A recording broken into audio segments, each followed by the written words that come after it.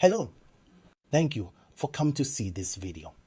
This is a recording of a live webinar done recently, and editing has been done to remove the question and answer portions for privacy purposes. If you want to be part of any future webinar sessions, please do take a look at the upcoming schedules towards the end of the video or in the description of the video below. I hope to see you then. Oh yeah, by the way, please do forgive my funny accent.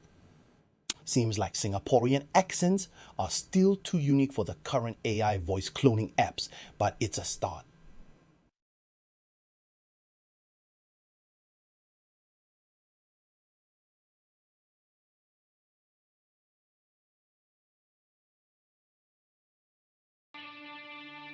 I would encourage people to develop an innovative mindset for their careers by emphasizing the power of imagination and creativity. I once said, imagination is more important than knowledge. Knowledge is limited. Imagination encircles the world. By cultivating an innovative mindset, you can unlock new possibilities, solve complex problems, and create groundbreaking solutions. And so, I encourage you to attend this workshop on developing an innovative mindset for our careers. It's an investment in your future success. My name is Yuwen, and welcome to today's session on developing an innovative mindset. Now, for those of you who don't know me, I'm a practicing career coach. I've been having my own practice for just over 8 years now.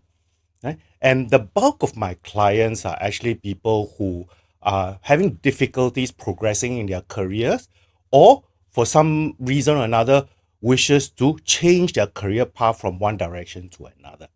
Okay. As a result of that, many of my clients are actually having difficulties in situations where they feel that they have to think in a different way. Okay. So what I'm going to do is I'm going to bring you through some of the techniques that I've gone through with them on how they can develop a way of thinking that allows them to think in a different way. Okay. Now, apart from today's workshop, okay, I also deliver other workshops for WSG, as you can see in the topics popping up here, right? So for those of you who are interested in knowing the schedule for the next few workshops, stay tuned to the end of the session itself where I will be flashing up a schedule, right? Now, apart from doing workshops and coaching people, I'm also actually an instructor. I train people to become career coaches, right? So again, if you're interested in knowing more about the process of being trained and learning to be a career coach, stay tuned towards the end. Okay, today is actually a very exciting session for me because to be honest, I've actually taken a lot more time preparing for this workshop than I have done for other workshops, simply because every time I dig deeper into this topic of an innovative mindset, I keep getting more and more interesting information and interesting ways of sharing it with you. Okay, so I hope that even if you've been to my other workshops before on this topic, I think the last time I did this was in March of this year. I hope you stay on because there are actually some new things that I'm going to share with you today. Right now, again, if you've been to my previous workshops, you'll realize that I have been actually trying to bring in new people to try and share their experiences with you regards to the techniques that I've learned. I've taught them. And again, no different today. So I'm going to introduce you to Alex. Okay, so let Alex tell you who he is and what he's all about. Hello everyone. I'm Alex and really happy to be here. I use the same techniques which you will be hearing about in this webinar, and I'll be sharing with you the results. Talk to you soon. Okay, so and then a little bit of background from Alex. When I went to U1, I was almost 45 years old and felt stuck in my job as an operations manager in a logistics company. I felt my career wasn't going anywhere despite putting in long hours and working hard. It was very frustrating. I couldn't understand what was happening. My boss told me I had a poor peer review, and while I got things done, I didn't adapt well to the new processes introduced in the company. This was really alarming as I have been in this job for over 5 years and felt stuck. All right. So what Alex is experiencing or has experienced is really very typical of a lot of my clients. Okay. They come to me with an issue asking about, what's holding them back? Why are they not being recognized for their performance, their work, even though they are to them, they are doing great at their jobs. Okay. Little do they know, and maybe you do as well, that actually getting results is only part and parcel of the way you are assessed at work in your job. Okay. The other more important part is actually how you go through the process of achieving the results, how you think, how you behave. All right. And when I went through the exercise with Alex at that time when he first came to me, he very soon realized that actually what was holding him back was his very set way of thinking, of doing things. Okay, so it's fair to say, right? Many of us don't wake up in the morning and tell ourselves, hey, I need to develop an innovative mindset. No, an innovative mindset is a way to help enhance the things that you're doing around you, thereby resulting in better career prospects or in a better way and more interesting way of interacting with people and getting the results that you want. Okay, so that's my focus for today. So I'm going to bring Alex through with you on the exercises that he's done and also share his thoughts about the results that he achieved during that time. Okay. Now, the other new thing that I'm going to share with you is this. The last few times, whenever I ask people this question, tell me who are the people that you think are very innovative and very creative. Okay. The same names keep popping up. So what I did is this. I basically went back to the past workshop and I just compiled all the names that people kept saying and came up with this little word cloud. As you can see, 3 names kept jumping out all the time. Okay, so Elon Musk, Steve Jobs, Jack Ma were the 3 big names that keep coming back up. Okay, so I thought to myself, why don't we do something about this? Okay, so that's what I'm going to do. I'm going to sort of get these 3 people to share with you their thoughts on why and how they develop this creative and innovative mindset that has helped them in their business, in their jobs, in their careers. Okay, so let's hear from them first. Hey everyone, I'm Steve. Creativity for me is about connecting things and drawing from a broad set of experiences. I believe that an innovative mindset has enabled me to revolutionize multiple industries and create insanely great experiences for customers. Embracing failure and learning from it has also been essential, as it has allowed me to grow and enter some of the most creative periods of my life. Hi, I'm Eli. An innovative mindset is vital for pushing boundaries and driving progress. It has enabled me to tackle ambitious projects like Tesla, SpaceX, SolarCity, and the Gigafactory. Thinking big, embracing first principles thinking, and taking calculated risks have been essential in my journey. Persevering through setbacks has also been crucial, helping me turn seemingly impossible ideas into reality. Hi everyone, Jack here. Thinking innovatively has been essential for me in achieving success and overcoming challenges. This mindset has allowed me to transform Alibaba from a small startup into a global e-commerce giant. Embracing failure and learning from it has been a key aspect of my journey, as I've always viewed setbacks as opportunities for growth and improvement. Okay, this is what's going to happen. All right. Throughout the session today, I'm going to extract learnings from these 3 icons of innovation. Okay, I'm going to extract what they have gone through in their own lives and basically give examples of what they did and what we can learn from them as well. Okay, and how I did it was actually very simple. Again, I'm using a new way. I've actually used AI to help me extract from the lots of things that have been written about these 3 people and using AI to tell me, what did they do in this area? Okay, so stay tuned for that. Okay, so what's going to be the learning outcomes for today? What are going to be the learning outcomes for today?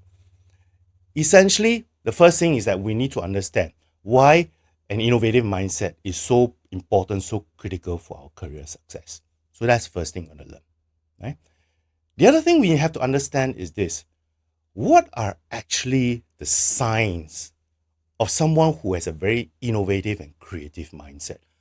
What can we say? What can we tell? How can we differentiate a person who is very innovative from a person who's not so? Okay.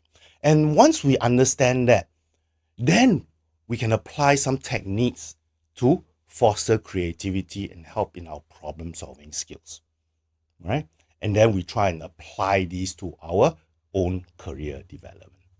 Okay, so these are the 4 learning outcomes that I hope you get at the end of today's session. All right, so there's going to be quite a lot of stuff to go through. All right, so let's start. Let's start with the first topic. Why? Why is it so important to develop an innovative mindset? Let me throw that question to you. You guys are here today for this workshop on developing innovative mindset. Why are you here? You must be here for a particular reason, right? You must feel that, hey, it's important enough for me to spend the next 2.5 hours or so attending and listening to some of the pointers here. Why is it important to you? Can you type into the chat box? Why is an innovative mindset important to you? Okay, so City said try new solutions to grow. I like that, to grow, right? Locked in your thinking when in brainstorming sessions. Thank you, Wimei. You develop professionally. I like think out of the box. Very good. What else is there? Thank you so much that you can relate to what Alex is going through. Exploration. I think that's a great way to look at the situations, right? We want to explore what's around us, avoid tunnel vision and all that. Thank you so much for sharing. Okay, essentially, if you look at it, when we have an innovative and creative way of thinking, the essence here is that it helps future-proof ourselves. Correct or not? Right? It prepares us for the future. It helps us become even relevant in the coming years, in the coming days. Okay, so if you look at it, there was a study that was done under, I think it's SSG, right, where it says skills demand for the future economy. This was actually done at the early part of this year. Okay, and in that report, it actually highlighted that critical thinking, right, creative thinking, not critical thinking, creative thinking was one of the critical core skills that we need for our future. Okay, many such research and all that has actually shared the same thinking as well. The other thing that we need to be mindful of is this. Unless you've been living under a rock, you probably by now realize over the last, even less than a year now, this notion of artificial intelligence has been on everyone's mind. And it has changed the way we work, essentially, right? Even the way I'm conducting my webinars, the way I created the content for this webinar has changed dramatically over the last few months, all because of this. Okay, now, the advent, the rise of artificial intelligence, of AI, has caused a lot of concerns amongst all of us, right? I mean, the chief questions that most people ask is my job at risk? How can I protect my career? I'm going to try and address these 2 questions over the next few slides. But I'm also going to throw in another question for you to think about. Is this: what are the jobs that has been created as a result of this rise of artificial intelligence, or generative AI, as they call it? Okay, so let's start with the notion of jobs that are affected by AI. Now, in order to really assess this particular area, we must understand what AI currently now is good at. What is artificial intelligence good at the current moment? Okay, we need to understand this first. Can you type into the chat box, what do you think is artificial intelligence, AI, all the tools that are out there, what is it good at right now? Can you type into the chat box, what are they good at right now? Finding patterns, processing large data, removing barriers to knowledge, automation, okay, certain ways of automation, right? Anything else? Anything specific about the way they do things? Anything about the way they do things, right? Those of you, if you played around with the large language models or even all the visual and audio AI tools, right? Yes, increasing productivity is also important, right? So creating original content, I like this, and I'm going to say something about this in a little while, right? I think that's a very interesting topic. Okay, so really, if you look at it, if you compile all the things that AI can do right now, They're very good at answering questions. You type in a question, they answer for you. Okay, they create content. Now, how they create it, obviously, there's a debate whether it's original or not, because they actually get and adapt from other people. Okay, but they create it in a new way. Okay, so in that sense, it's original. Okay, they rewrite a lot of things. They are very good at that. Analyzing, summarizing, they are very good at passing large amounts of data and coming up with very strong analysis. Very good. Data manipulation. What if questions. Okay. Video and image manipulation. Right? I know that this is going to be a big concern when the elections come in the US, for example. Right? And audio manipulation as well. Right? So very, very big concerns here because they are developing in this area very, very quickly. In fact, in August, this month, just a couple of weeks ago, LinkedIn released a paper, right, where they showed that there are a number of skills that AI or GAI, generative AI, right, is going to affect. And they've listed down the skills here. And incidentally, these skills are the top skills that are actually highlighted by their own members as well. Right? So you've got things like financial reporting, documentation, translation, software development tools, time management, right? All skills that we use to put in our resumes, in our LinkedIn profiles to say that we are good at this. But AI is coming in and, in a sense, taking over these skills. Okay, so that's one aspect here. So are we having alarm bells now? Then let's look at the other way. Okay, what are things that AI cannot do properly right now? What are things that AI cannot do properly right now? Can you type into the chat box? What do you think are some of the things that AI cannot do? Raise children, yeah? Draw a hand. You're right, draw a hand. Personal touch, human relations. Yes, very good. Customer service, okay, it all depends on the level of customer service, but probably the high end not so, but the basics one, they still can do it. All right. The chat box are very good example of this. Okay. So again, if we look at this, when I did this session in March of this year, these were the points that I shared in that time, right? All those things about they're not using current data, they cannot detect context and all that sort of thing. All right, you see all the lists here. Now we are in August, less than 6 months from that time, things have changed.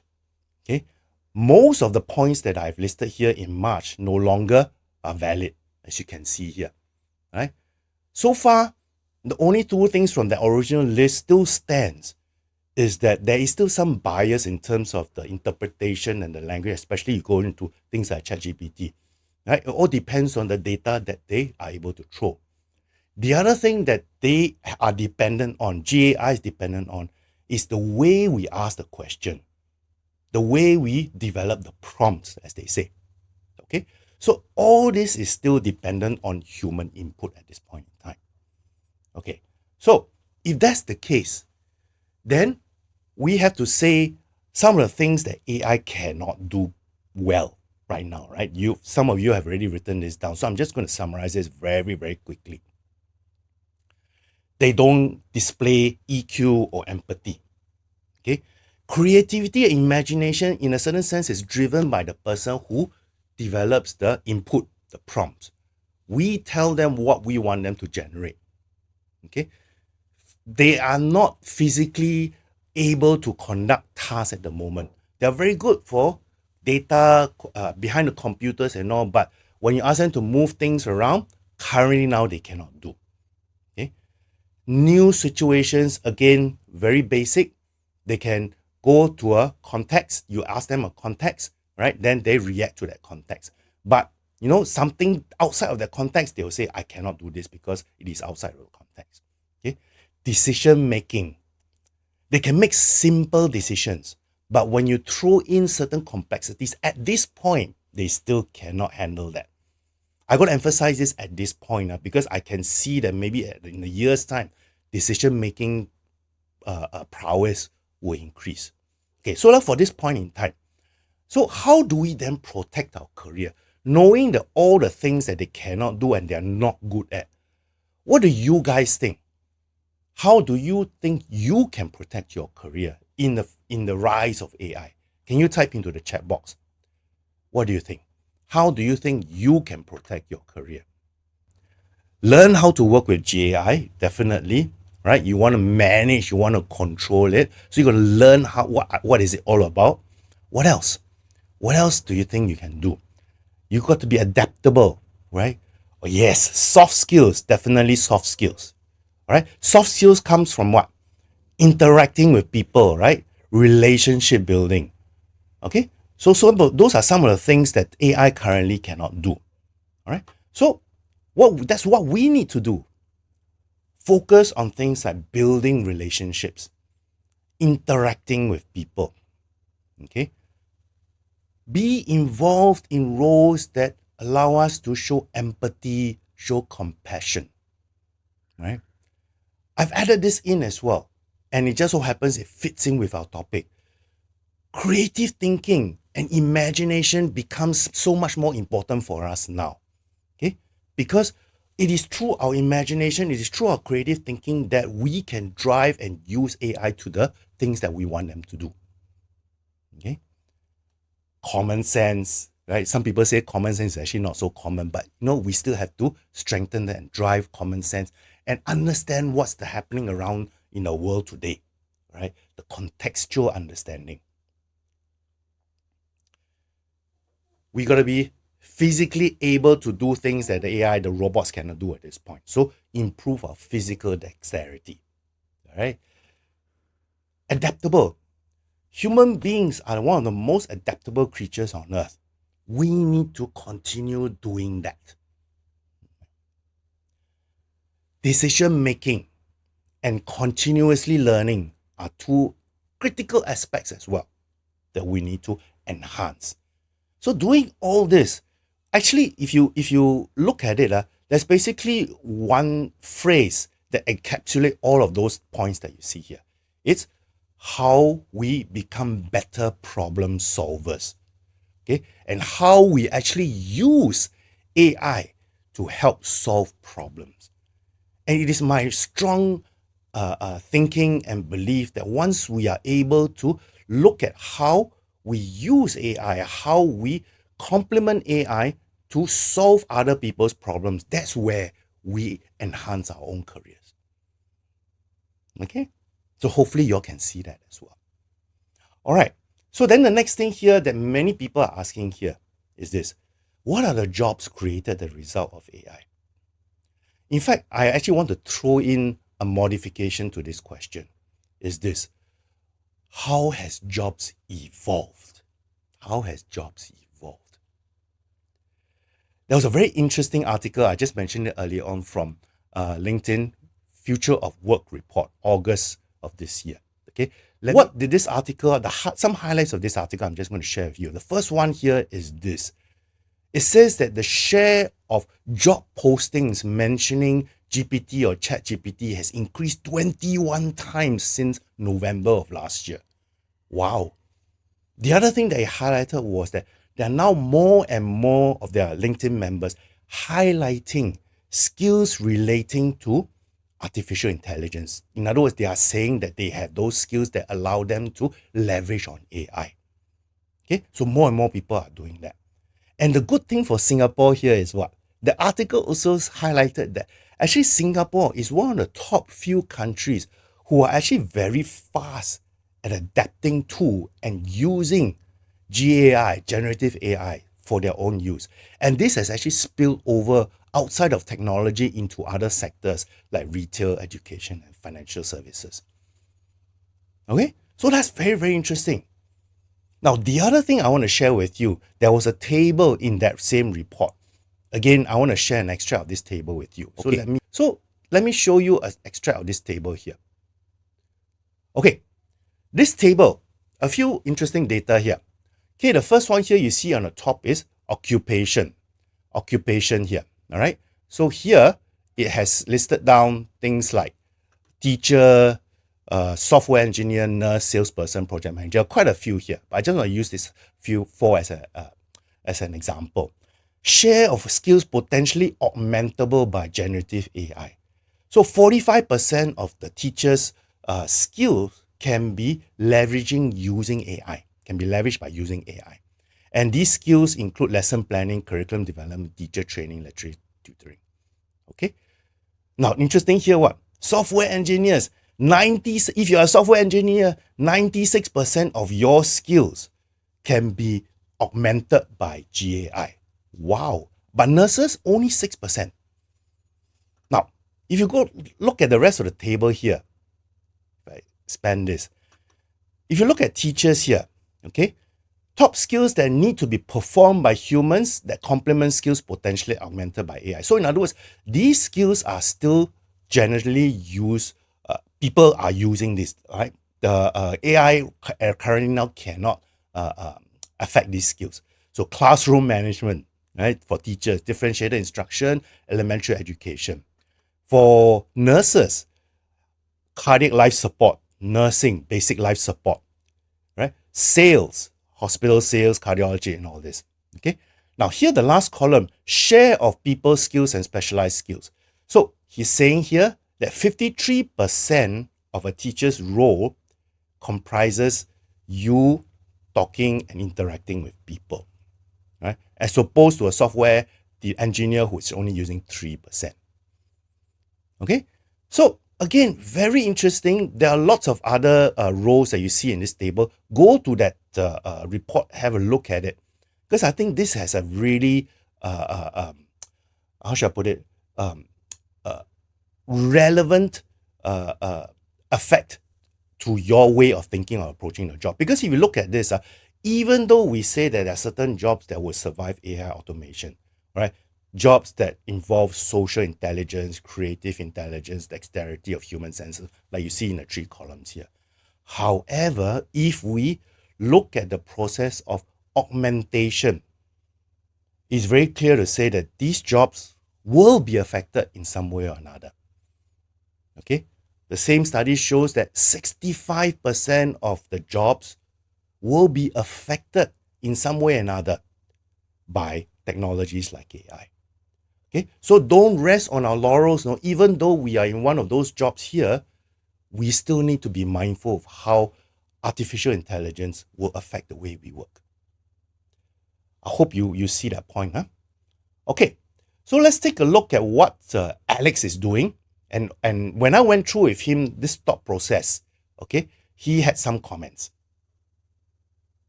Yes, I realized this was my major mistake.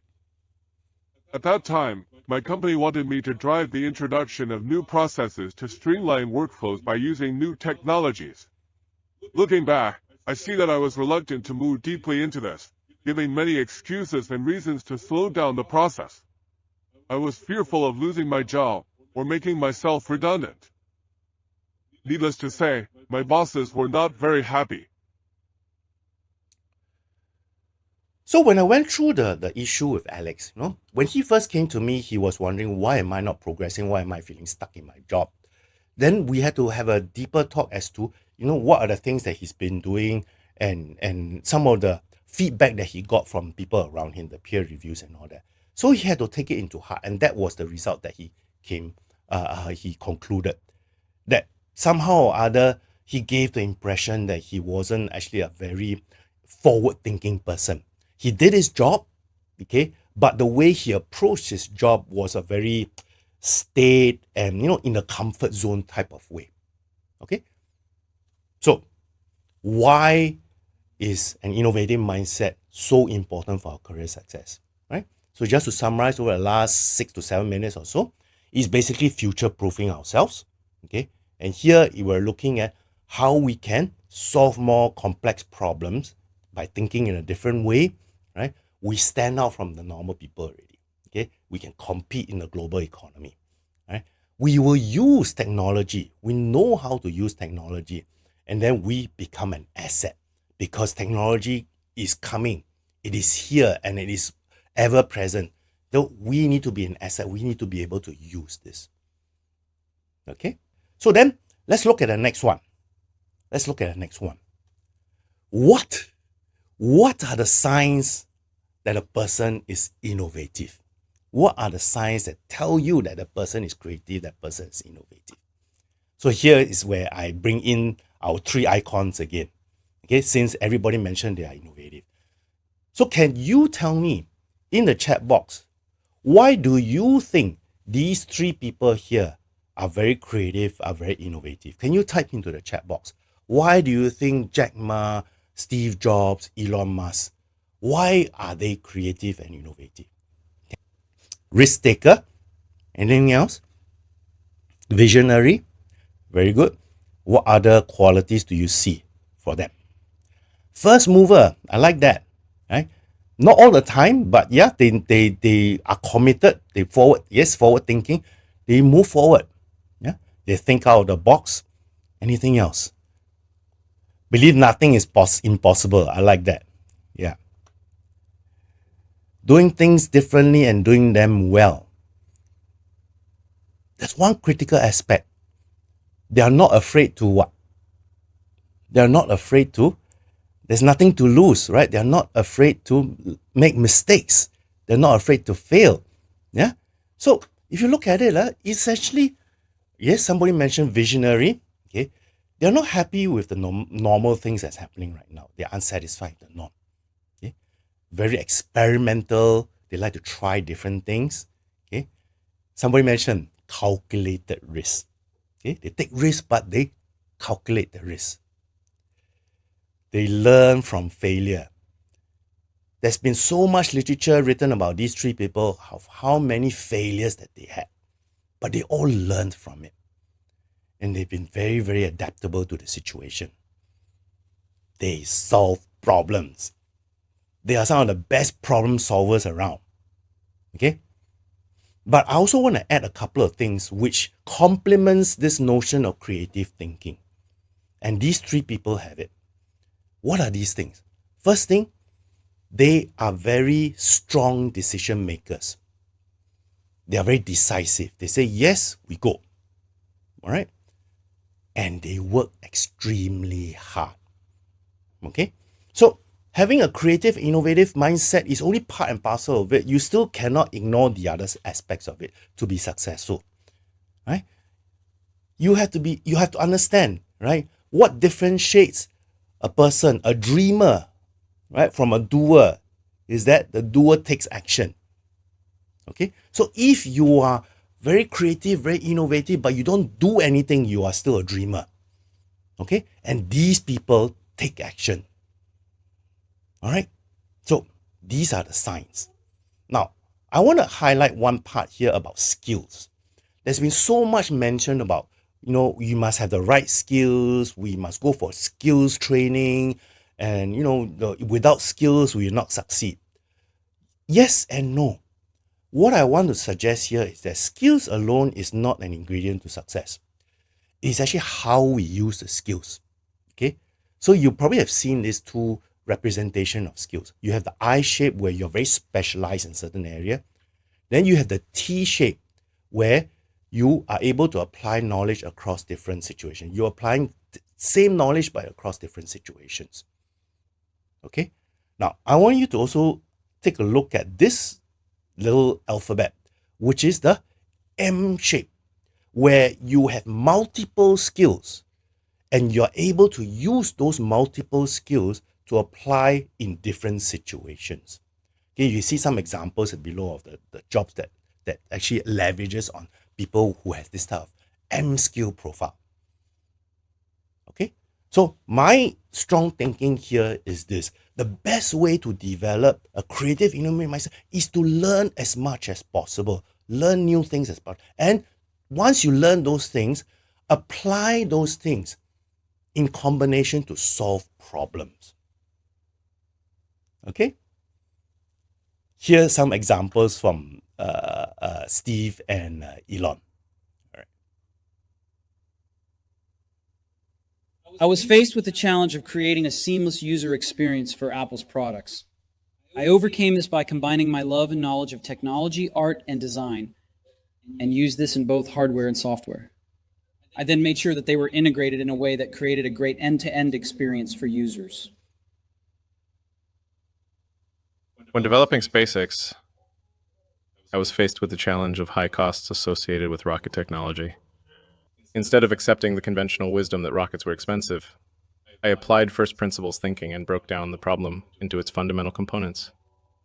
I then reassembled them into a new, more cost-effective solutions. This innovative approach allowed SpaceX to reduce the cost of rocket launches and revolutionize the space industry. So let's hear from Alex what he did.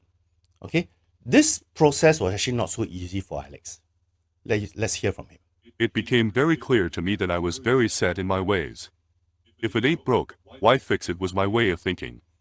In fact, I've often questioned the need to go for training, and was often reluctant to do so. When I worked with my team, I realized I wasn't open to new ideas and suggestions from the younger members as I saw them as inexperienced. As they say, I made many career-limiting mistakes. The thing here is this. Sometimes when we want to take a look at what's happening around us, we have to reflect back on the things that we are doing and have a very honest assessment of whether the things that we are doing actually is holding us back. So the process that Alex went through was in a way quite difficult for him because he has to admit to a lot of things. Okay? And, for him, especially at the time he said he was 45, okay, it's a little bit more difficult because he was pretty set in his ways. Okay? So he had to unlearn a lot of the thinking process. Okay? And I'll describe to you the things that he did later on as well. All right? So, what are the signs of an innovative mindset? Let's summarize this very quickly. Okay? Essentially, it is about what? The ability to see beyond and question traditional borders and boundaries. All right? We want to integrate, not divide. Okay? We bring opposites together. We draw complex connections across many different areas, the M profile. All right? We are open to new experiences. We are very aware of the surroundings around us. Okay? And we are decisive. We take action. Okay? So hopefully you sense that this is something that you want to develop into. So let's move on to the how part. Okay, it is now 2:41. We still have time. Let's go on for the next 20 minutes or so before we actually take a break. Okay, how? How do we develop an innovative mindset? Okay, in other words, how do we get all these qualities here? Okay, I'm going to talk to you about two different techniques. Okay, one is a framework, right, for those of you who like a bit of structure. The other one is really about the way of thinking. Now, these complement each other. They are not mutually exclusive. They complement each other. Okay, so I just want to make sure that you get a gist of both sides first before I go on to the last part. Okay, so let's talk about the framework. Here, I actually use the design thinking process. Okay, and the way I use it, I'm going to share with you a personal example. Now, those of you who have attended my March session will be familiar with the example, but I'm actually going to add another layer to this. Now, what is that example? Pre-COVID, 3 years ago, time flies, it's 3 years already. Right? I was already developing and delivering online lessons through Zoom. When the whole bunch of people went on to Zoom and started attending sessions like this that you see today, right? Those instructors, those teachers who use Zoom used it in a very traditional way, like what you see in this picture. They share a big slice and then they are somewhere in one of those boxes here, right? So interaction and was very limited. So that was a problem because I didn't want to be doing this because I didn't want to fall into the same trap. Okay, last 6 months or so, I added another layer in. What was that layer? That layer is how do I use AI, generative AI, to help enhance the messages that I deliver during my sessions. Okay, messages that you hear today. Okay, how do I use AI to help? Okay, so 2 layers. So I went through these steps. First of all, I need to understand the issue. What was the issue? I described the issue already, making sure that people absorb the online sessions in a better way, more productive way. At the same time, the additional layer was what? Leveraging on AI to develop the content, to deliver the content in a way that is more relevant to participants like yourselves. Okay. So what did I do? I asked people, I tested it out. I asked people, what are you looking for? Or I even went to other sessions and say, what were some of the things that I felt wasn't right. Okay. I learned from the others to get some sense of what people wanted. Okay. I looked at best practices. So I scoured the internet looking for examples of what people did. Many of these examples were from outside the industry. Okay, so I learned from them and I tried to understand what they did and then understand where my gaps were, where I fell short. Okay, so in the last 6 months, for example, when I was going through the GAI, the generative AI tools, I had to learn a lot. That's one of the reasons why, for example, in preparing for today's session, it took me much longer time because I was actually starting baby steps to try and implement a few things that I've learned along the way. Okay. Trialing and action. That's what I did. I used the last 4 months, trying new ways of using those AI tools to enhance the content that I'm delivering to you guys. Right? And today, not so much a trial, but more as another step forward for me. Right? Then tested it out, and I keep experimenting, I keep learning. In fact, every day, kid you not, every day I'm looking at new tools on AI that keeps coming up. Okay? So, and I'm thinking, how can I use that? So I'm constantly learning and experimenting. And this is a reiterative cycle. So it goes round and round and round. Okay, so that's just one example of the way I use this design thinking framework to help me solve a particular problem. You might want to use it if you find it useful. Okay, so but the key thing here is the thing in the red box. What is the issue? What are you trying to solve? What is the problem? Are we okay with this? Right? Now, there's a lot of information on the internet about design thinking and all that. You can go there and you can look for videos and all. So there's a lot of information out there. But use the information that suits you. Okay? The way you work. That's what I did. Okay. So that is a framework. That is a tool that we can use. So now let's take a look at the other aspect. Here, I'm looking at mindset, the way of thinking. And in a way that this is probably a little bit more difficult for some of us because it makes us unlearn a lot of the things that we are so used to doing already. Okay. And it was actually especially difficult for someone like Alex, and then I'll share with you his process as well. Okay. So the way of thinking here, essentially, I've broken it down to a few things, right? So you can see that engine learning plays big, right? Then all the others. Let me go through this one by one with you. Okay, so the first one, engine. Engine is the way we drive forward. Okay? And really the things that's driving forward here is our attitude towards change, towards doing something different. What do you guys think? Type into the chat box. What do you guys think are some of the key attitude, the key way of thinking that will help you think in a different way, help you think creatively? Being curious, positive attitude. Are you bound by rules? Yeah. Can do. Being okay with being uncomfortable, growth mindset, asking questions. I like that. Experimental. Yeah. Why not? Yes, I like that phrase. Why not? Yeah. Right. Draw comparison. Yeah, it could be. You're looking at one versus the other. How might we? What can we do? If it's possible, is it possible to do this? Being open-minded, right? questions that we ask ourselves. Right? So in essence, if you look at it, rules are there to control, right? But if we have some way of thinking and say that, can we bend the rules a little while to allow us to think in a different way? Yeah. So that's one aspect to think about.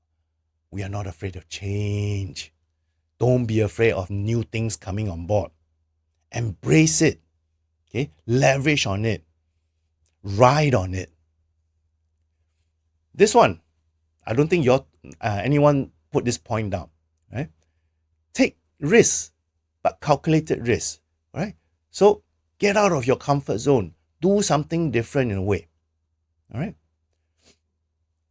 I like this phrase, collect experiences. In other words, you are going out there knowing that every new experience is a learning experience, okay? So you go out and collect these new experiences, right? No new experience is bad. Okay, even a bad experience, if it's new, is good for you because you will learn from it. All right. Don't be bogged down by perfection. Okay. I know there are a lot of us who feel that they must do something perfect before they release it to the world. This will hold us back. Right. Don't be so hard saying that I must do this 100%. Do it in a way that it is enough. Right. So that you can move on forward rather than let it be a hindrance to yourself. Don't be afraid of technology. Use technology to help you. Okay? And I like this phrase. I don't know whether I think I mentioned this in my past sessions, but just for those of you who are new to me, right? A few years ago, I came across an article about this organization, a local bank, okay, where this bank basically created an atmosphere where they would ask their staff, get their staff to think creatively by getting this phrase into the staff's mind. They even have stickers on the everywhere so that people will see it. Jeff is who? Jeff is Jeff Bezos. Okay, so this organization basically used Jeff Bezos as an example of what would he do if he was faced with that problem, because this organization felt that Jeff Bezos was someone who epitomizes a different way, a creative way of thinking. So they wanted to use that and transmit that sort of thinking throughout the organization. Now, this may help you. Okay, you may think that, I come across this problem. What would Elon Musk do? What would Steve Jobs do? What would Jack Ma do? Or what would Jeff do? Put yourself in their minds and see what will react. Maybe it will help you. Okay? All right. So, we have been talking about engines, okay, the attitudes. What will happen if I try to do this differently? There's a little exercise that you can do to try and generate this way of thinking differently. Okay, so maybe you bring something that you did successfully for another part of your life. For example, maybe a hobby or something else. Bring it to your job or to your career. Or maybe even bring it from another industry where you've previously worked, or whether maybe you're very interested in the industry, and see how those people did it in that industry and see how you can apply to your side. Okay, so this is something that Alex actually found very, very interesting. So let him tell you what it's all about. Okay. In this exercise, I looked outside of my job. I am very interested in matters relating to F&B. In fact, at one time, I considered going into this industry. I looked at how some F&B establishments had to change to survive, and what the people had to do to adjust. One example was the use of taking food orders using QR codes. I saw this made the ordering process so much more efficient, and the orders came faster, and staff and customers were generally happier too. Could I not see this in my office too? Right. So remember this when Alex came to me, right? It was in 2017, 2018, around that time. Okay. So this notion of using QR codes was actually pretty new still at that time, right? So, and that was beginning to be more popular in restaurants and all that. So for him, remembering that he was working in an organization where it was still very traditional, but they still wanted to do something new, okay? Then he felt, maybe I can use what the other industries are doing to apply to the things that I'm doing in the office.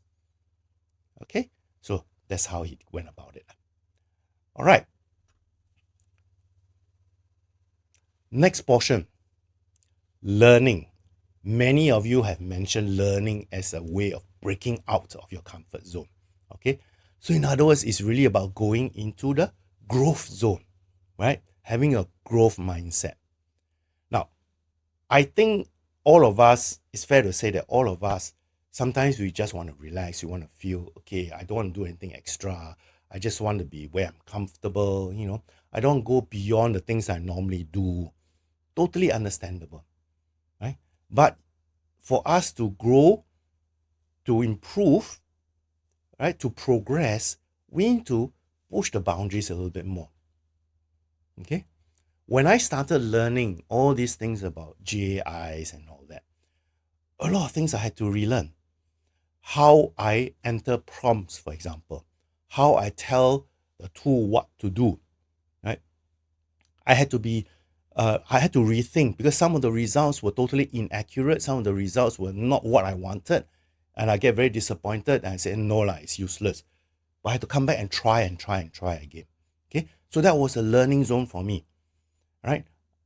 As far as this particular aspect is concerned, I've not reached the part where I'm having visions about how I'm going to use this. So it's still a learning zone for me, but hopefully I go to the growth zone.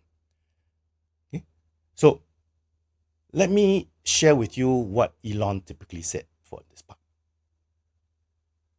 But I encourage people to read a lot of books.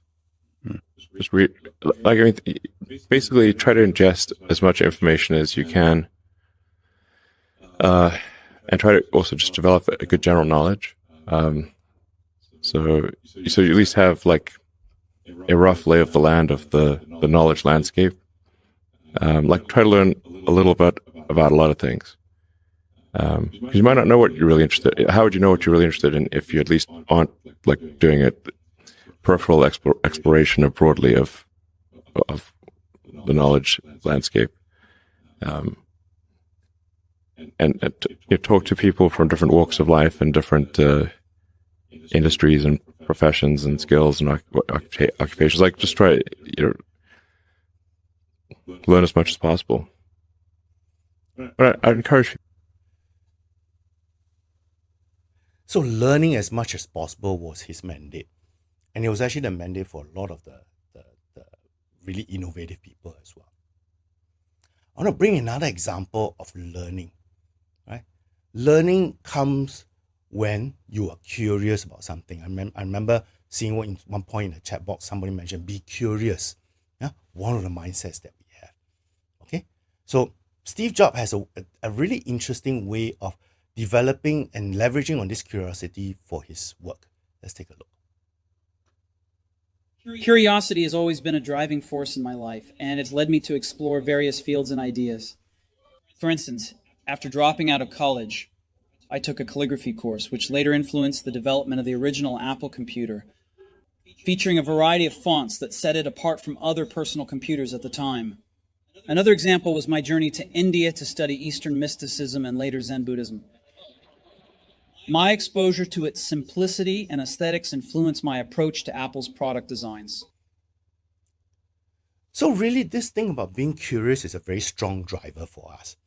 Right? For me personally, when I started on this journey of learning all the new AI tools, I actually was very curious because it was so fun, right? You can type in something, they can tell you, in ChatGPT can tell you all sorts of things. You can ask them to summarize, you can ask them to tell you a story, right? Then I started looking at all the visual and the audio aids. Right? You can generate very interesting pictures, text to video, image to video. All right. So it's all about, being curious as, hey, how can I apply to this? How can I use this in a different way? Okay. So it's really about having that sense of curiosity, being like a child again, going out to see, hey, this is fun. This is interesting. What else can it do? Okay. All right. The other thing that I think was highlighted earlier was this thing about making mistakes. Making mistakes. We all make mistakes. In fact, when I was running a team back in the corporate days, I always tell my team, it's okay, make mistakes. Make as many mistakes as you need, but don't make the same mistake twice. Learn from your first mistake. Okay? Learn from your first mistake. Okay? So, learning from mistakes is so important because along the journey, we always will fail at some point. So, we need to learn from failure. Jack has a very interesting attitude towards looking at failure. So let's hear what he has to say.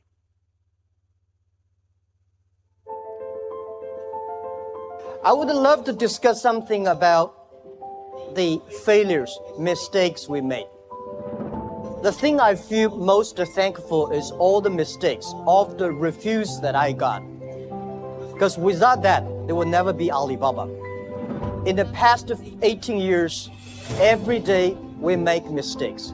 Every day we were rejected. I think being rejected, being refused by people, that is very natural. Because of so many mistakes, too much failure, that make me never complain. So I applied jobs for 30 times, got rejected. I went for a police, they said, no, you're not good. I went to even the KFC. When KFC came to China, come to IC, 24 people went for the job.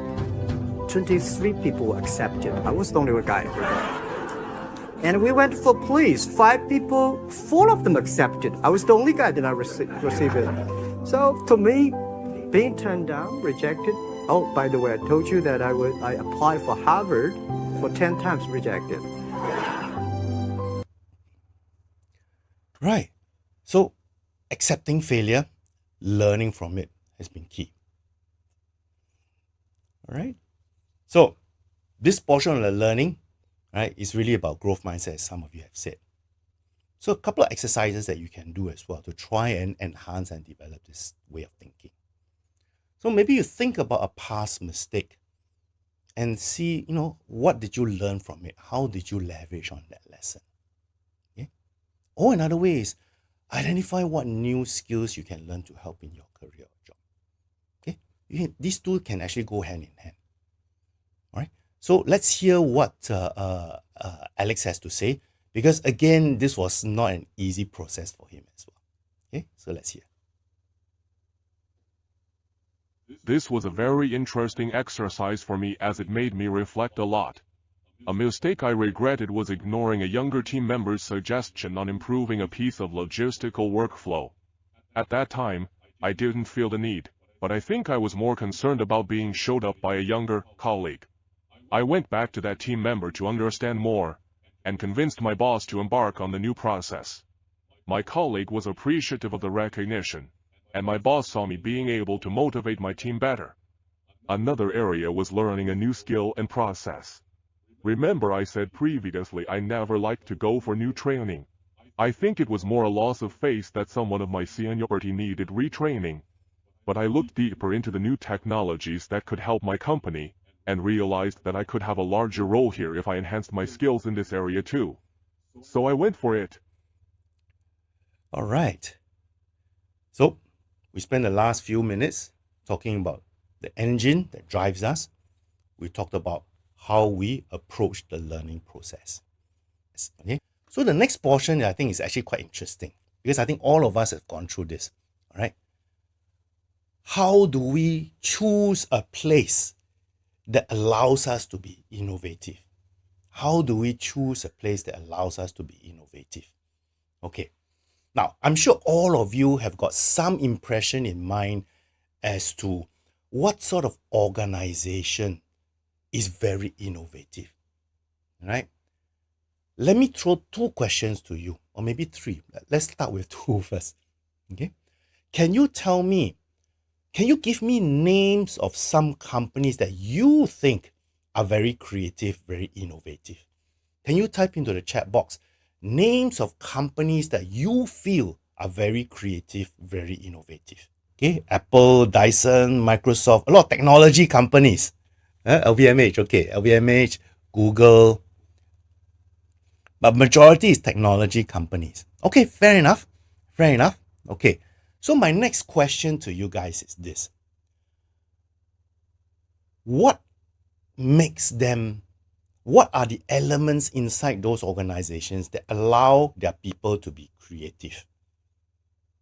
What are the elements inside that organization that allows the people to be creative, the processes to be creative?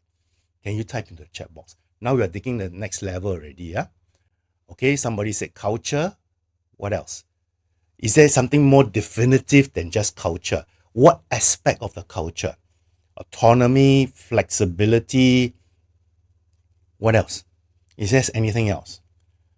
What do you think is the most important element that an organization needs? Leadership, I saw one. I saw somebody mention there. Yeah, you're right.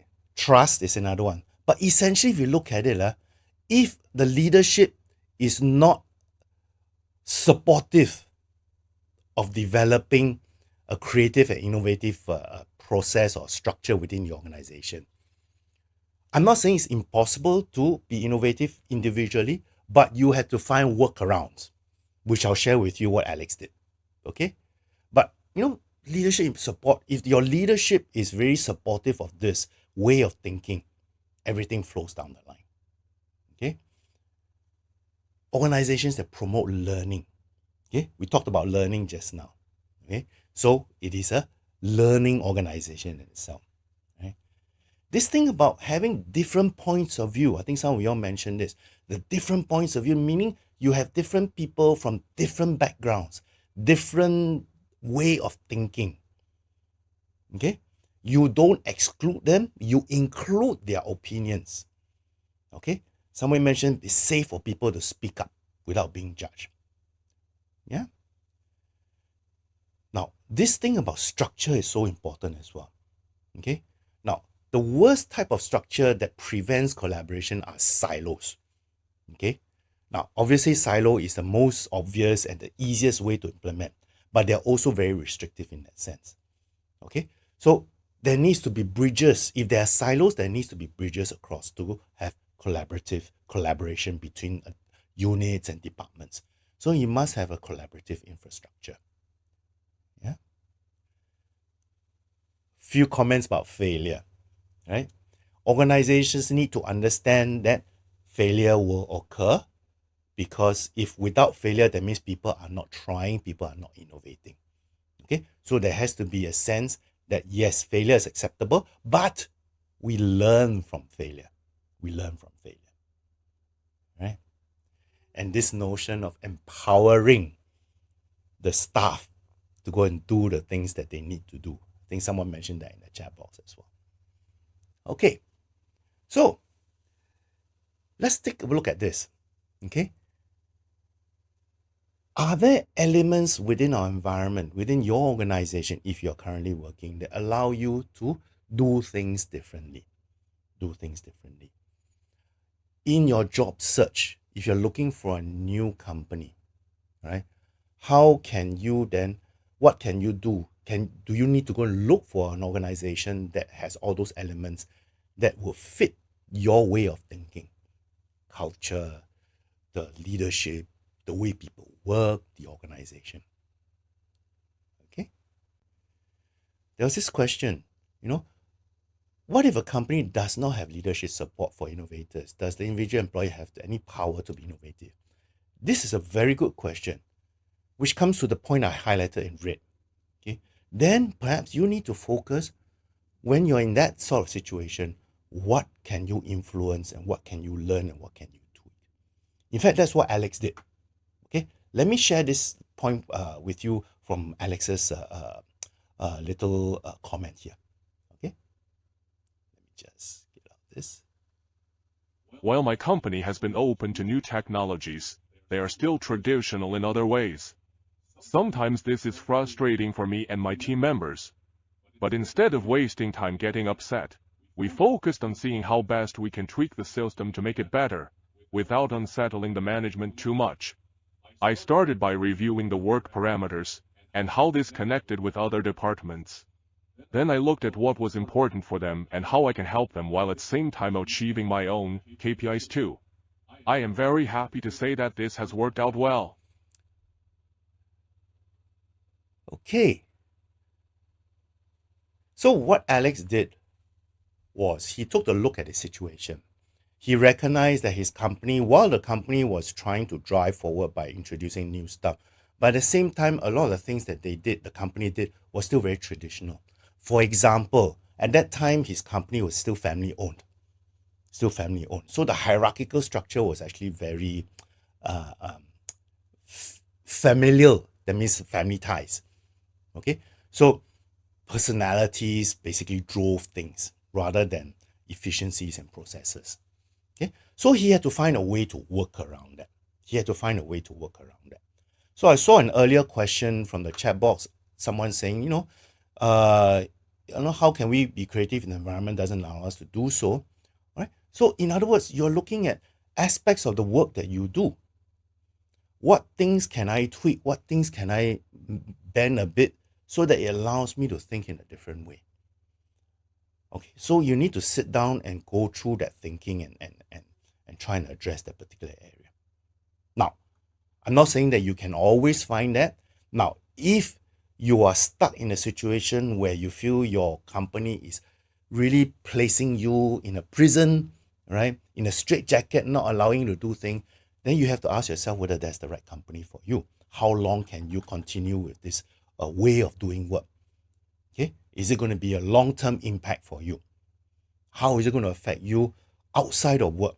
I have seen cases of people, right, who get so affected by the going-ons in the office that it affects their personal life. Okay, you have to ask yourself, is that what you want? Okay, I can't answer that for you. Again, work within the confines of what you can influence. I think that's my key message. Okay, good point. Next part here is really taking a look at the bigger picture, taking a step back and trying to understand what is the real problem. What is the real problem? A lot of time when we see something that's happening, it's a symptom of the problem. Okay, that thing occurs because underneath it is a real problem. Okay, so we need to practice this skill of looking beyond what we see and digging deeper into what is reality. What is causing that thing to appear? Okay, so sometimes this one is a little bit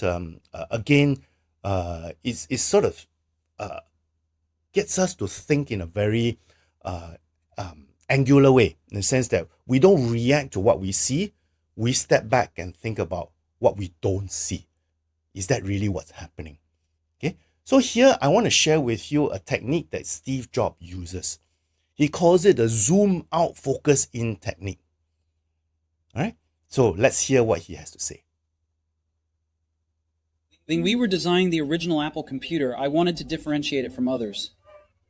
I zoomed out and looked at how typography could be used in computing. Using what I learned about different typefaces and typography, I used these to influence the development of the computer's unique fonts. I was then able to focus in and find a solution that made our product stand out. Okay, let's see what Jack Ma did. When we started Alibaba, we faced the big challenge of fighting against big boys like eBay. Instead of having the same business model like them, I realized we needed to focus on knowing the unique needs of the Chinese customers. So, we created a platform that is specifically for the China market, and we offered a wide range of products and services that attracted Chinese buyers.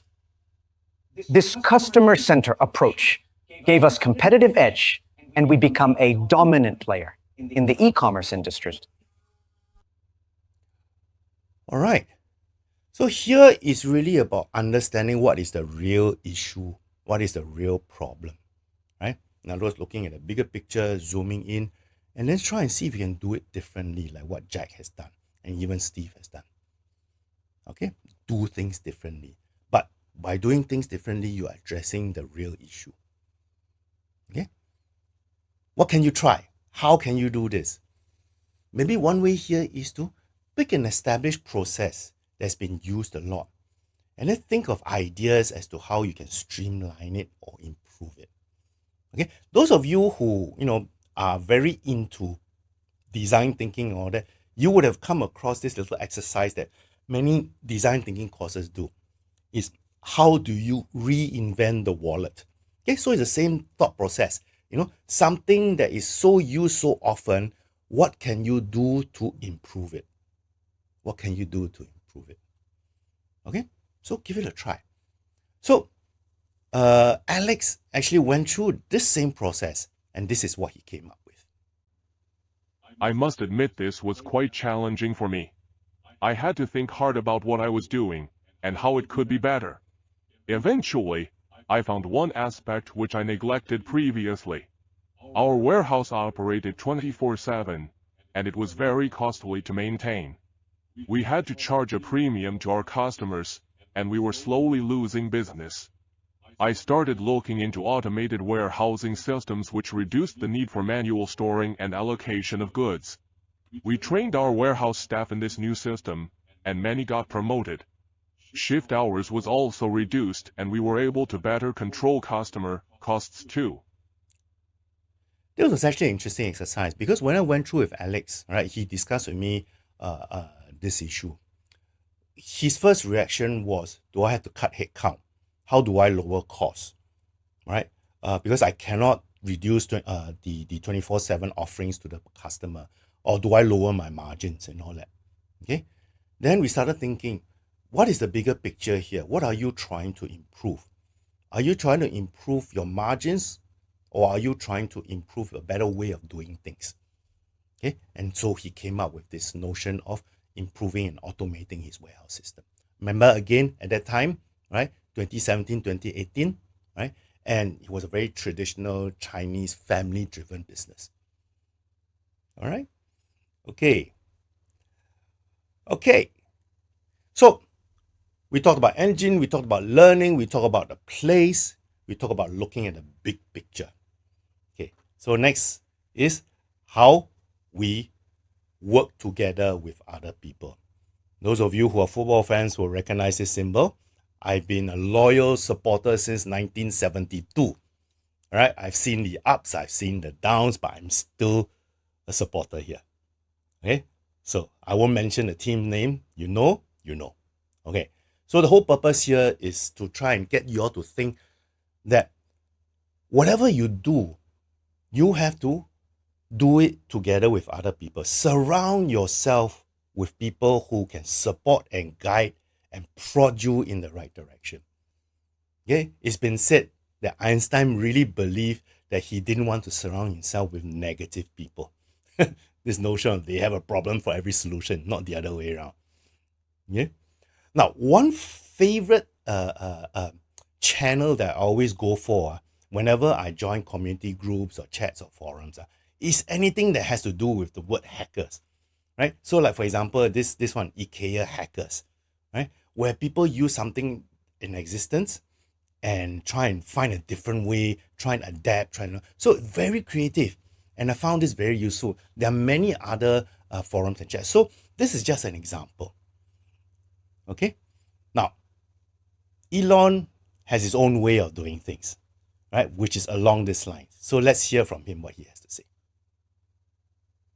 When we started Tesla, a goal was to revolutionize the automotive industry with sustainable electric vehicles.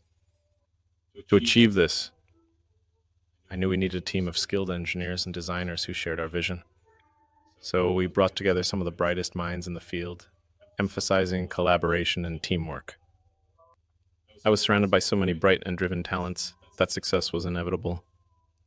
We all contributed our unique talents and expertise, and together we were able to develop groundbreaking electric vehicles that have disrupted the traditional automotive market. So the key message here is very simple. Our ability to innovate, to be creative, is so much more enhanced when we are working with other people with the same mindset. Okay? So the underlying all this is that we shouldn't be working alone. We should be working in an environment together with people, right? We leverage and learn from each other. In turn, we support each other as well. We talked about working together with other people, and the whole purpose here is to establish some form of accountability with each other so that we are driven to deliver what we need to deliver. Okay, we cross-fertilize ideas. Okay, so we learn best practices from each other as well. So no man is an island. And I like this word, co-create. Creation shouldn't be a lonely endeavor. Right? So it's so much more exciting, so much more interesting when you are working with someone else, using their ideas, feeding off each other, and co-creating something totally new. Okay, that makes it sound so more exciting, so much more exciting. All right, okay. Again, same thing, something to try. Okay, talk to someone from a different industry or department or role, right? Reach out to your contacts, talk to the different people, ask them, how they would solve a problem that you are currently working on. Okay, now Alex actually did this. It was outside of his comfort zone because he doesn't want to reach out to other people and tell them their problem, tell them his problems. But this time around, I sort of say, why don't you give it a try? And then this is what he said. This was really outside my comfort zone, but the process was actually very interesting. Again, I reached out to my network in F&B and asked them how I could automate some processes in my logistics operations. It turned out that there were many similarities between the two industries. As of today, we implemented new processes in payment, manpower allocation, and even internal learning and development practices. Now, this way of generating ideas, this way of actually going out, implement and solving problems can be applied in many different areas, even if you're switching careers. Because then you're looking at your old career, what you did there, right? How can you apply it in the new situation, in the new career, right? Call it transferable skills if you want, but essentially it demonstrates to somebody the ability to laterally translate your ideas from one situation to another. Okay, so again, a very useful way of looking at things. Okay, all right. So we've talked about 4 elements, 1, 2, 3, 4, 5 elements already. So let's deal with the last one, which is not the least important, but I feel it is the strongest underlying foundation. And I put it last here because it is something that props everything up. Okay? It is the need for us to be healthy, both physically and mentally. Okay, I cannot overstate this aspect here.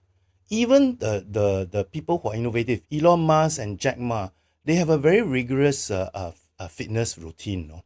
In fact, when I did my research, I came across this about Jack Ma. Okay, I didn't know that he's a Tai Chi exponent.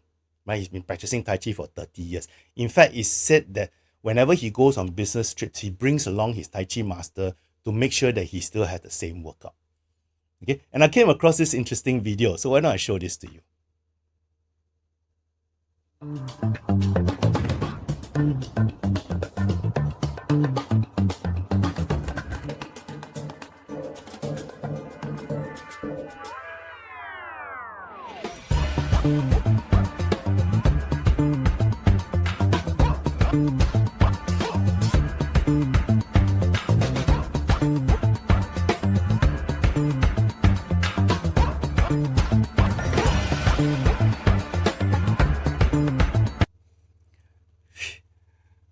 So when he made this video, it was actually to promote Tai Chi. Okay, so really, physical fitness, mental fitness is one of the most critical things that we need to develop if we want to have a good frame of mind to approach and do things in a different way. Okay, so I cannot overstate this. All right, so what can we do? What can we do to try and break out of our comfort zone as far as physical fitness is concerned? Commit to a physical activity at least 3 times a week. And each activity that lasts at least 30 minutes each. Right? For those of you who are not used to a very a physical fitness routine, start small, build up. Okay? But get moving. That's the idea. Get moving. Okay? Don't sit on the sofa so long watching TV, all right? Overeating, not getting enough sleep. Okay? Again, this is something which was quite interesting for Alex because he was so used to his way of life in the past, and this particular process of getting back on the fitness wagon again was something that he had to be pushed, right? But let's see what he says. I must admit I neglected this area quite a lot. While I was quite a sportsman in my youth, work kept me too busy, or at least that was my excuse. But since then, I started being more active, playing badminton with my friends, going for long walks with my family, and avoiding overeating and getting proper sleep. All these have become my habits now, and I'm loving it. When I caught up with him to sort of ask him to share his thoughts for today's session, one of the things that I found really different from the time when I last met him about 5 years ago now was the fact that he was so much more physically and mentally active. Okay, at that time when I first met up with him, he was how should I put it? He wasn't in the best physical state, and that also affected the way he was thinking. Okay, because then he was always saying, it's too much work. I just want to be left alone. I just do my own things. I don't want to try new things. And a lot of it is because it stemmed from his own sense of inactivity. Okay, so I urge you all, get off your butt, be active, right? Anything, right? It could be as simple as something that gets you going, like taking a walk. Take a walk to the food court instead of driving, for example. Right? It could be a 5-minute drive, but it's a 15-minute walk. Why not? Okay, so I went through this process. Okay, so this at the end of the day, right? This notion of how we develop an innovative mindset, my approach, my sharing here with you was really on 2 aspects. One is using a framework, right? I use the design thinking framework, which I felt helped me a lot. Okay, and some of my clients have used this as well, and it kickstart their whole creative thinking process. Some of you may be design thinking experts already, so this one is nothing new to you, right? The other thing that complements this whole process was the way we think, right? So I mentioned all that. Okay. So it is now 3:46. So let me sort of round off the session for today with a tips and trick session. Okay. So here I'm going to share with you some ideas and suggestions that will help accelerate your the process of thinking in a different way, right? And one of the first things I want to sort of share with you was this notion of how, if you are above 40, because many people think that, I'm too old to think in a different way, I'm too old to sort of be creative and all that, right? I urge you to think differently. Okay, so let's take a look at what this couple is saying here. Okay, let me just. For those of you who are seniors, young or old, here are some tips for you to develop an innovative mindset. Incidentally, Yuan has done a great webinar on creating career confidence after 40. You should watch this in the link here. So let's start. The first is to leverage on what you know best, your lifelong experiences.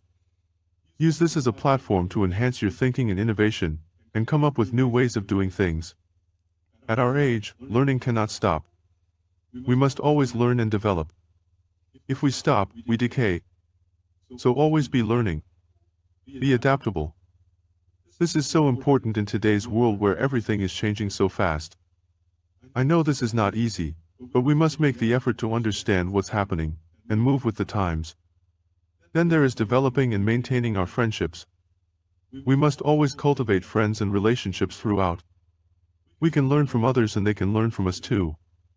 Last but by no means least, we must have an optimistic outlook and develop resilience. This is non-negotiable. Okay. Okay, so that's the first part, right? Making sure that, even after 40, even if you're an older person, you still have the capability to think creatively, think innovatively, thinking in a different way. Okay.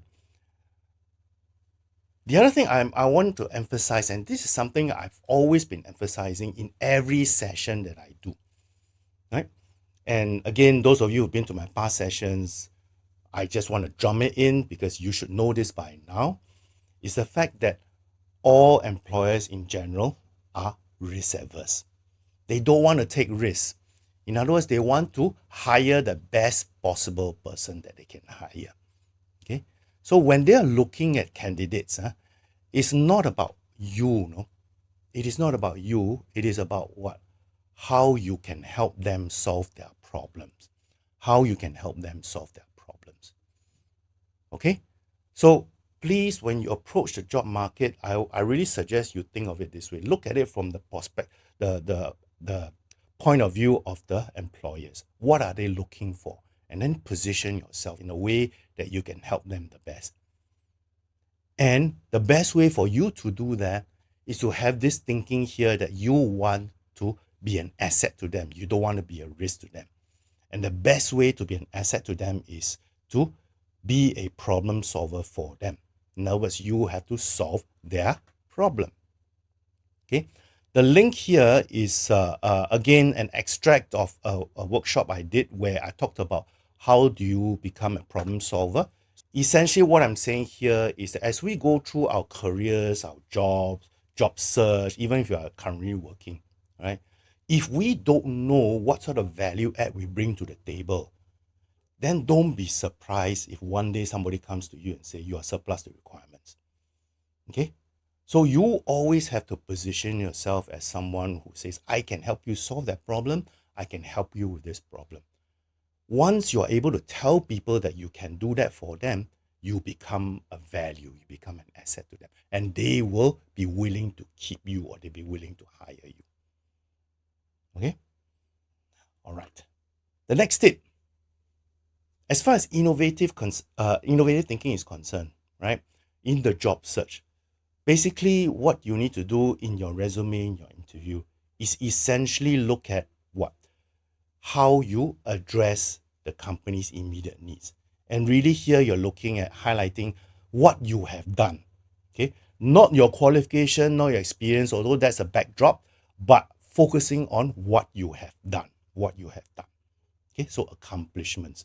And in a sense, if you look at your resume, using keywords like independence, problem solving, action, and all that have to be there. I highlight this thing in yellow because of the report by LinkedIn on the future of work.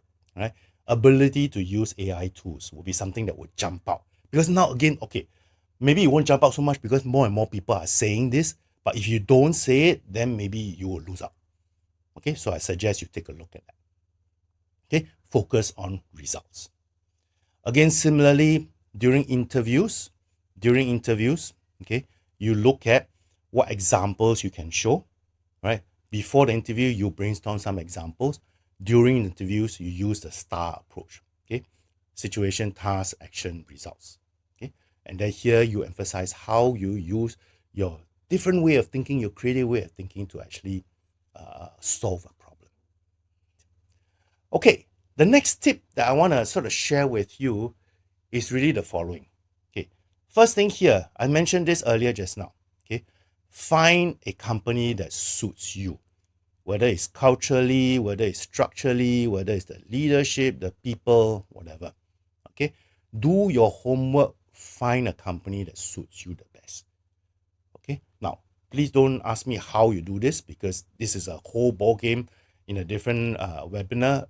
If you want to know more about how you identify companies in the hidden job market and all, you can go to my YouTube channel, which I'll share the link to you later, and then you can take a look at all the videos there. Okay, so find the right company. Know what you are good at, what you are strong at. Know how you help people. Okay? Position yourself, know what problems you solve. Position yourself as a problem solver. Right? But that's not enough, right? Once you know, you have to show it. You have to prove it.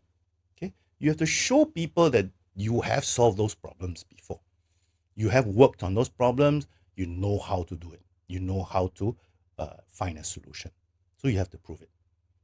Okay? Whether it's through your personal branding, whether it's through your interviews, whether it's through your resumes, whether it's through your networking, your informational interviews, you have to show that you have done this. You have solved that problem.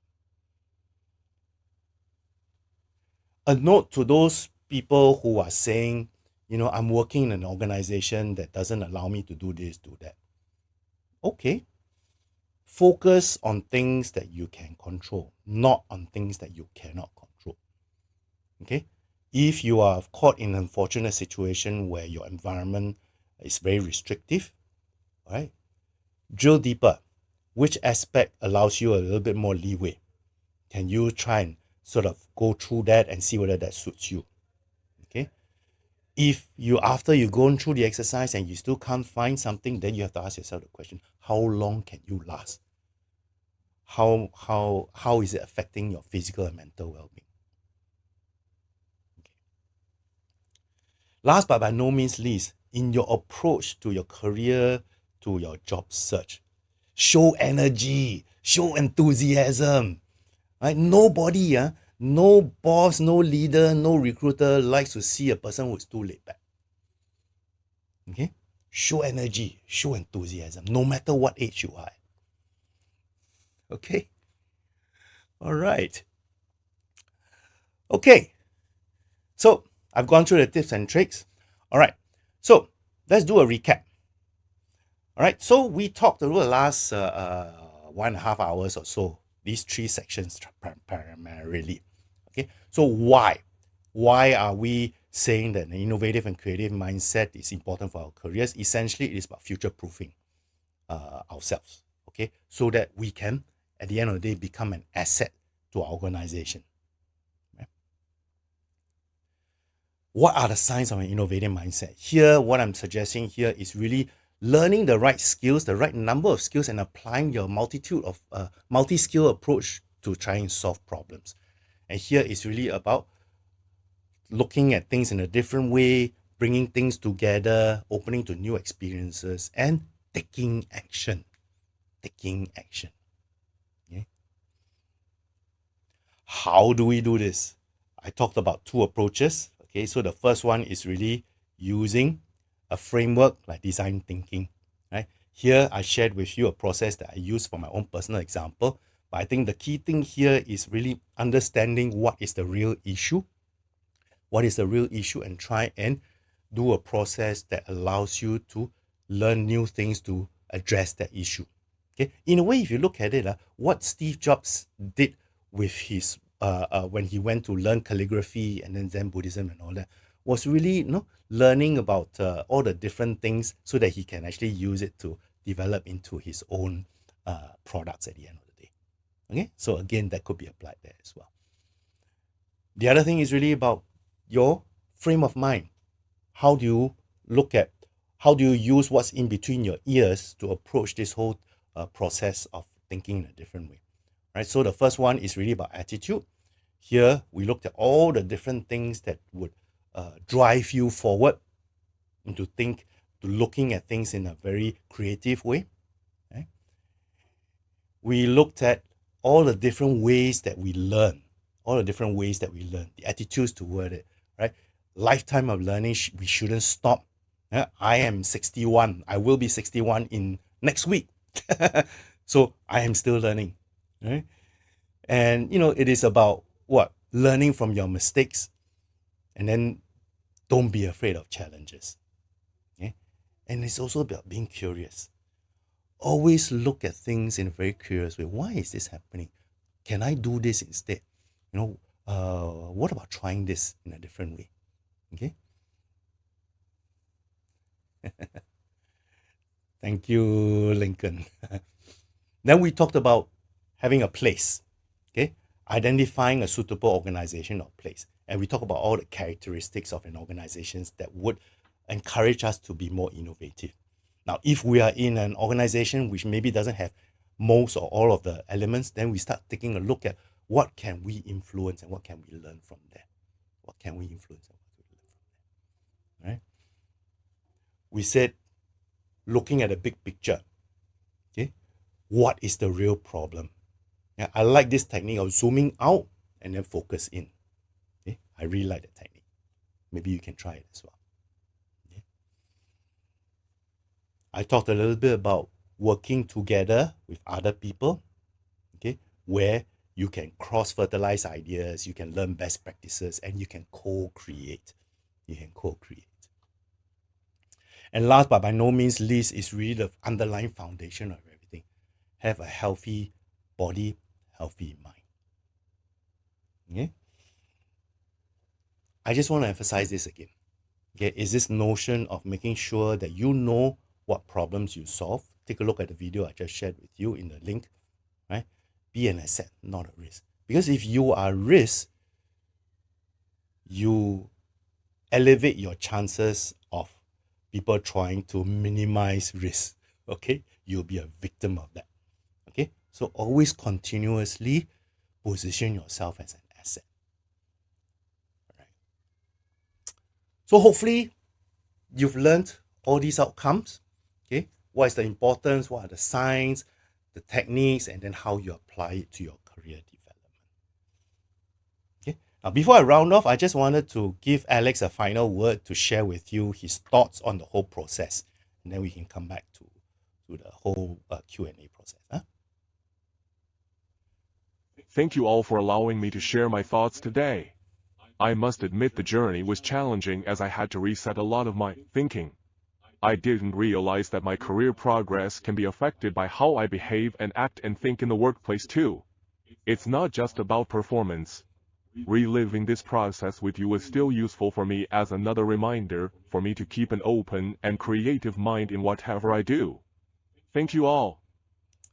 Thank you, Alex, for giving me your thoughts so that I can transcribe it and sharing it with everybody here as well.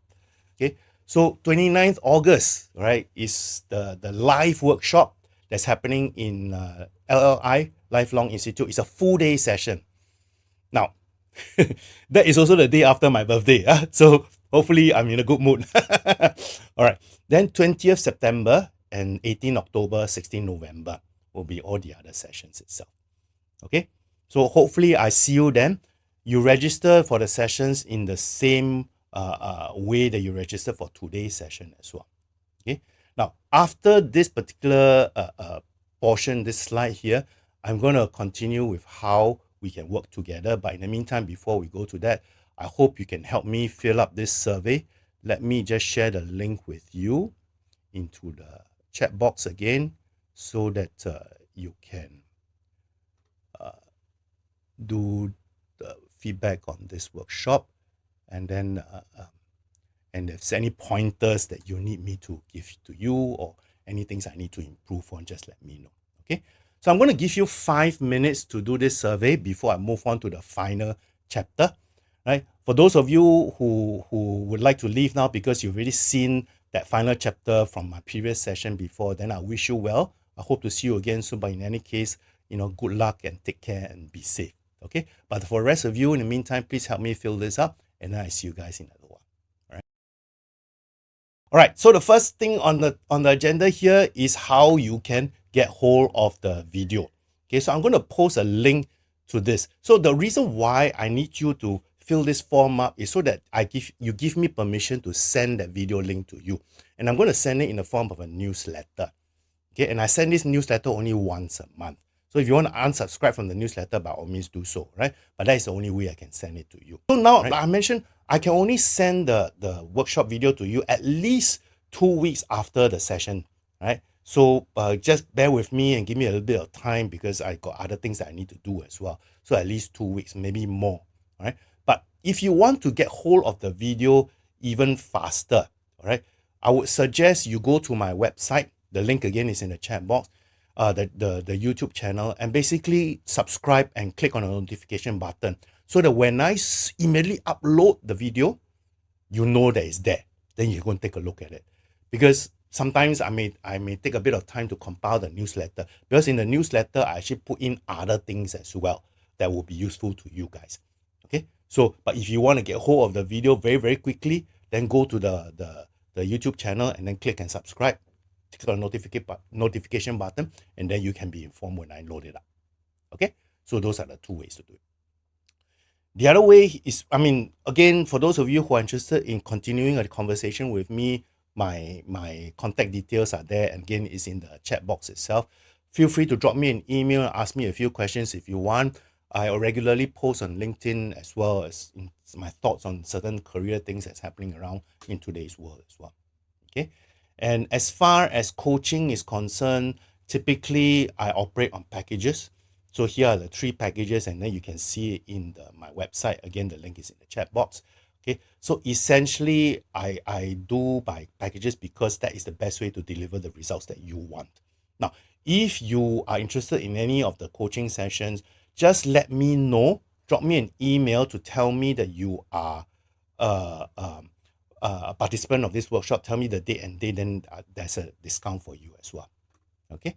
Now, those of you I mentioned earlier, who are interested in being a career coach, I basically conduct a course which is a certification which is actually internationally recognized, and is started by this organization called the National Career Development Association, which is based in the US. And it is the first organization worldwide that actually started this notion of career coaching credentialing. Okay, so I think in Singapore, I'm probably there are only about 5, 6, or 7 people who are actually doing this type of workshop. Okay, so hopefully if you are interested, just go to the website again and take a look at that. All right, and feel free to drop me a note and let me know if you are keen to explore on this. All right, okay, so that is the end of today's session. Thank you so much all for your advanced birthday greetings. I'm really appreciative of that. 1 year older, I don't know whether 1 year wiser or not, but hopefully, it's for the better. Okay.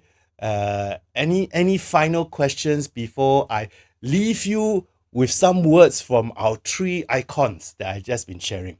Anybody got any final questions? Okay, if not, then let me give Jack, Elon, and Steve some airtime to tell you their views about innovation and how it has helped them. All right, and then I hope to see you again soon. All right, ciao everyone. Innovation distinguishes between a leader and a follower. Failure is an option here. If things are not failing, you're not innovating enough. It doesn't matter if I failed. At least I passed the concept on to others. Even if I don't succeed, someone will succeed. Thank you all so much for spending the last 2 hours with me. I had a blast creating these new content, and I hope you found the tips useful. The world is changing so fast, and there is so much to learn. So please do take care of yourselves and do keep in touch. I hope to see you again soon. Have a great month ahead, everyone.